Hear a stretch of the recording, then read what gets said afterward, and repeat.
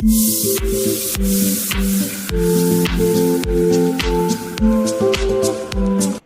Friends, இன்னைக்கு என்ன செய்ய போறோம்னா இன்னைக்கு முறுக்கு தான். இன்னைக்கு நெக்ஸ்ட் பலகாரம் வந்து முறுக்கு. இது வந்து எப்படின்னா எல்லா பண்டிகைக்கும் முறுக்கு இல்லாம இருக்காது நம்ம இதுல. அதனால நம்ம என்ன செஞ்சிருக்கோம்னா, நான் வந்து முறுக்கு மாவு வந்து நான் ஃபர்ஸ்டே காட்ட மறந்துட்டேன் உங்ககிட்ட. அரிசி வந்து 2 கிலோ அரிசி எடுத்திருக்கேன். அதுக்கு வந்துட்டு நம்ம 4ல் 1 பங்கு பொட்டுக்கடலை, உடச்ச கடலை இல்லையா, பொட்டுக்கடலைன்னு சொல்லுவோம் இல்லையா, அது வந்து 4ல் 1 பங்கு. அப்போ 1/2 கிலோ பொட்டுக்கடலை போட்டிருக்கேன். புரியுதுங்களா? நான் வந்து 2 கிலோ அரிசிக்கு 1/2 கிலோ பொட்டுக்கடலை போட்டிருக்கேன். அப்புறம் வந்து அதை போட்டு நல்லா வந்து இதுல மிஷின்ல கொடுத்து அரைச்சிட்டு வந்துட்டேன். நைஸா அரைச்சிட்டு வந்துட்டு இப்ப நல்லா அது கட்டி இல்லாம சலிசியும் வச்சாச்சு. இன்னும் கொஞ்சம் மாவும் இருக்கு. நான் காட்டுறதுக்கோசரம் கொஞ்சம் மாவு வச்சிருக்கேன். அப்ப ஒரு 2.5 கிலோ மாவு பிளஸ் அதுக்கு வந்து பட்டர் எடுத்திருக்கேன். பட்டர் வந்து 1 கப் பட்டர் எடுக்க போறேன் நான். இந்த கப்பால 1 கப் பட்டர். அப்புறம் எள்ளு வந்து ஒரு 4 ஸ்பூன் எள்ளு, உப்பு, இதெல்லாம் போட்டு எப்படி செய்யறதுன்னு ஒண்ணு காட்டுற முறுக்கு. நல்லா மொறுன்னு வரும் அந்த முறுக்கு. பார்க்கலாம் எப்படி. பாருங்க, மொத்தமாவே இதுல கொட்டிக்கிட்டேன். முன்னாடியே சொல்ல மறந்துட்டேன் நானு. இதுக்கும் பச்சரிசி தான் எடுக்கணும். இதுக்கு வந்து 2 கிலோ பச்சரிசிக்கு 1/2 கிலோ பொட்டுக்கடலை போட்டிருக்கேன். எல்லா பச்சரிசியை 3 ஹவர் ஊற வச்சுட்டு காய வச்சு அப்புறம் மிஷின்ல கொடுத்து பொட்டுக்கடலையும் பச்சரிசியும் ரெண்டும் சேர்த்து ஒன்னா அரைச்சிட்டு வந்துட்டேன் நல்லா மையா. இப்போ வந்துட்டு இதுல வந்து நம்ம என்ன செய்யலாம்னா, பெரிய பாத்திரமா எடுத்துக்கோங்க, பிசையறதுக்குலாம் ஈஸியா இருக்கும் உங்களுக்கு. வந்து இப்போ இதுக்கு தேவையான அளவு உங்களுக்கு எவ்வளவு உப்பு இதுக்கு தேவையோ போட்டுக்கோங்க. உப்பு ஜாஸ்தியா போட்டுக்காதீங்க. எப்பவுமே ஒரு 3/4 அளவு உப்பு போட்டுக்கோங்க.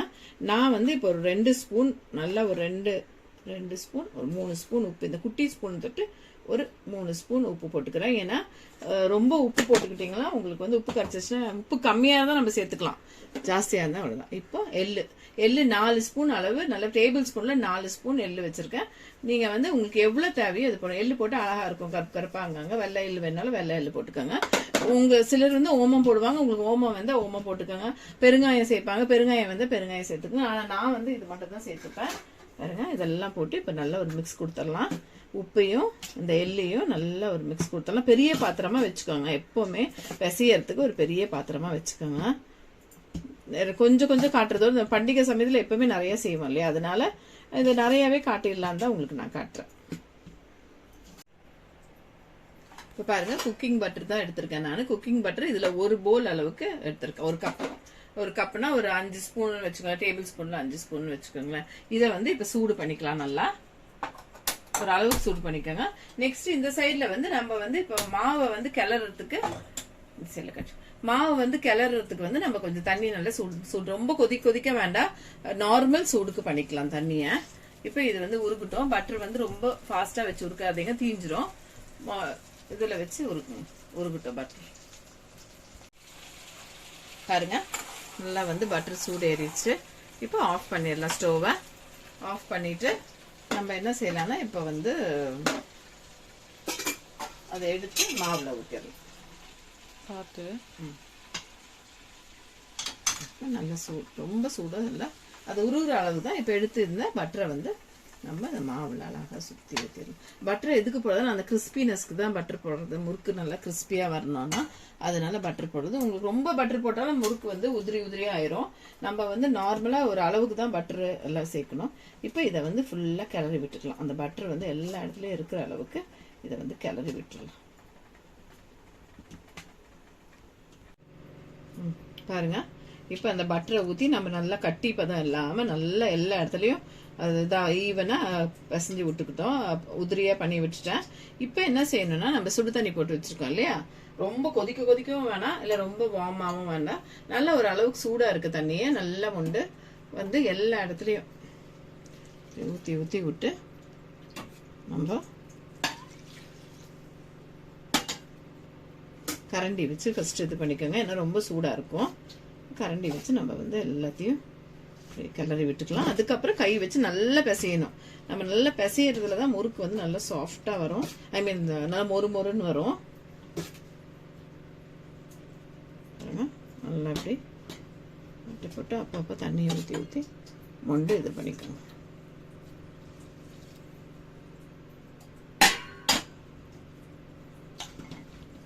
குவான்டிட்டி கொஞ்சம் ஜாஸ்தியாக இருக்க தொட்டு கொஞ்சம் இதாக இருக்கும்.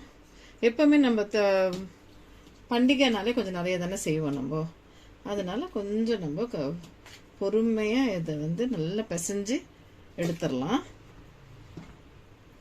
அப்படியே ஊற்றி ஊற்றி பிசைஞ்சு நான் காட்டுறேன். கை வச்சு இப்படி பிசைஞ்சு பிசைஞ்சு விட்டுக்காங்க. கரண்டிலே பண்ண முடியாது. கொஞ்சம் சூடு பொறுக்கிற அளவுக்கு கையில் வச்சு பிசைஞ்சு எடுத்துக்கலாம். பாருங்க மாவு எவ்வளோ சாஃப்டாக பிசைஞ்சாச்சுன்னு. மாவு வந்து இப்படி சாஃப்டாக இருக்கணும். நல்லா வந்து கையில் பிடிக்கிற அளவுக்கு இருக்கணும். அதேமாதிரி சாஃப்டாக இருக்கணும். அது மாதிரி இப்போ நல்லா இப்படி பிசைஞ்சு நல்லா சுடு தண்ணி வச்சு நல்லா பிசைஞ்சு விட்டாச்சு. இப்போ என்ன செய்யலாம்னா கொஞ்சம் ஆயில் வந்துட்டு இதுக்கு வந்து ஆயில் ஊற்றிக்கலாம். இப்போ கொஞ்சமாக கையில் எண்ணெய் எடுத்து இதை வந்து எல்லா இடத்துலையும் இப்படி ஊற்றி ஆயில் ஆர்டினரி ஆயிலை ஊற்றி விட்டுட்டு தெரியுதா ஊற்றி இந்த எண்ணெயை மேலே போட்டு விட்டுருங்க. ஏன்னா இது வந்து இது இப்போ நம்ம இவ்வளோ முறுக்கு செய்கிற வரைக்கும் இது வந்து மாவு வந்து காஞ்சிராது. காயாமல் இருக்கிறது தான் இந்த எண்ணெய். கொஞ்சம் ஒரு கை அளவுக்கு தான் எண்ணெய் ஊற்றிருக்கேன். நான் ஊற்றி அது மேலே போட்டு விட்டுட்டேன். அவ்வளோதான். இது நல்லா அப்படியே இருக்கட்டும். கொஞ்சம் மூடி போட்டு கொஞ்சம் நேரம் வச்சுட்டு அதுக்குள்ளே நம்ம எண்ணெய் காய வச்சுருக்கிற அளவுக்கு இது வந்து கொஞ்சம் நேரம் மூடி போட்டு வச்சிடலாம் கொஞ்ச நேரத்துக்கு. இப்போ நெக்ஸ்ட் வந்து நம்ம வந்து இது எண்ணெயை சூடு பண்ணிக்கலாம். பாருங்க எண்ணெய் சூடு ஏறிட்டு இருக்கு. நான் ஹாலுக்கு எடுத்துட்டு வந்துட்டேன். ஏன்னா வந்து கிச்சன்ல வச்சு ரொம்ப நேரம் நின்றுட்டே செய்ய முடியாது. நிறைய மாவு குவான்டிட்டி நிறைய இருக்கு தொட்டு. அதனால இங்க கொஞ்சம் இடம் நல்லா இருக்கு, தாராளமா இருக்குன்னு சொல்லி கொண்டு வந்துட்டேன். மாவும் நல்லா ஊறி வந்துருச்சு. பாத்தீங்க இல்லையா? நல்லா எண்ணெயை போட்டு விட்டோன்னே அது இந்த வர நாவாது நல்லா சாஃப்டா இருக்கு. இப்போ நம்ம வந்து எப்படி புளியறதுன்னு நான் காட்டுறேன். எண்ணெய் சூடு ஏறதுக்குள்ளார இப்போ பார்த்துக்கலாம். பாருங்க இப்போ முறுக்கு அச்சில வந்து மாவு போட்டுக்கலாம். நம்ம மாவு வந்து எடுக்கும் போது எடுத்துட்டு அப்புறம் வந்து மூடி போட்டு வச்சுக்கோங்க. கொஞ்சமா எடுத்துட்டு ஒரு வேற பாத்திரத்துல போட்டு வச்சுக்கோங்க. நான் இன்னொரு பவுல்ல போட்டு கொடுத்துருவேன். இப்போ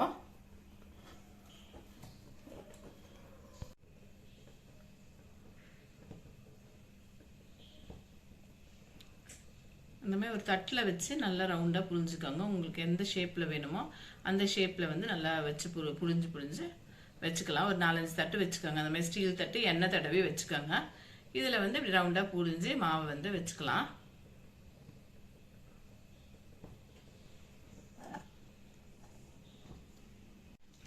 நான் எந்த பலகாரம் செஞ்சாலும் ஒரு சிலுவை மாதிரி இப்படி பண்ணி போட்டுருவேன் உள்ள. இல்லைன்னா தவால அந்த கடாயில் வந்து ஒரு சிலுவை போட்டு விட்டுருவேன். ஃபர்ஸ்டே மாவில் ஒரு சிலுவை மாதிரி வருது. அதுக்கப்புறம் சிலுவையை போட்டுட்டு கொஞ்சம் புளியை வந்து கொஞ்சம் போட்டுக்கலாம். எண்ணெய் இழுக்காம இருக்கட்டும். இன்னும் கொஞ்சம் எண்ணெய் சூடு ஏறணும். சூடு ஏறட்டும். இப்ப வந்து எண்ணெய் நல்லா சூடு ஏறிடுச்சு. இப்ப மெதுவா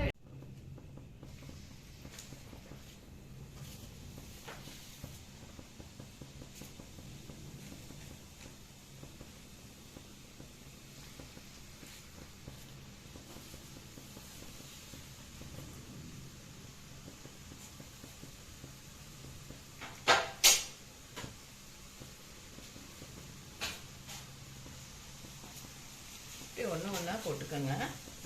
எடுத்து ஸ்டார்டிங்கில் ஒரு 2-3 ஒழுங்காக வராது. அதுக்கப்புறம் நம்ம போட பழகிடுச்சுன்னா அப்படியே டக்குன்னு வந்துடும் நம்மளுக்கு. நான் ஒரு 4 போட்டு 4-5 போட்டுக்கிறேன். கரெக்டாக இருக்குது. பெரிய கடாயாக இருக்கிறது 4-5 போட்டுட்டு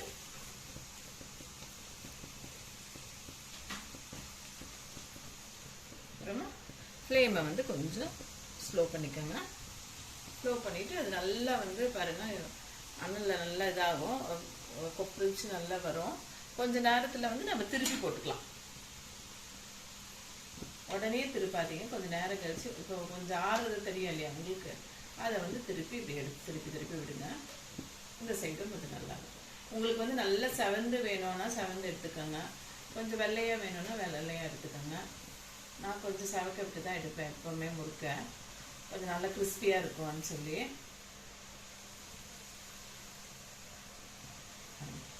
அவ்வளோதான்.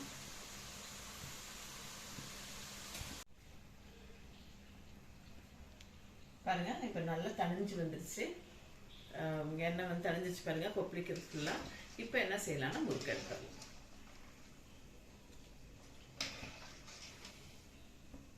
பார்த்து ஒன்றுனா இல்லை மட்டும் நல்லா எண்ணெயை நல்லா வடிகட்டிட்டு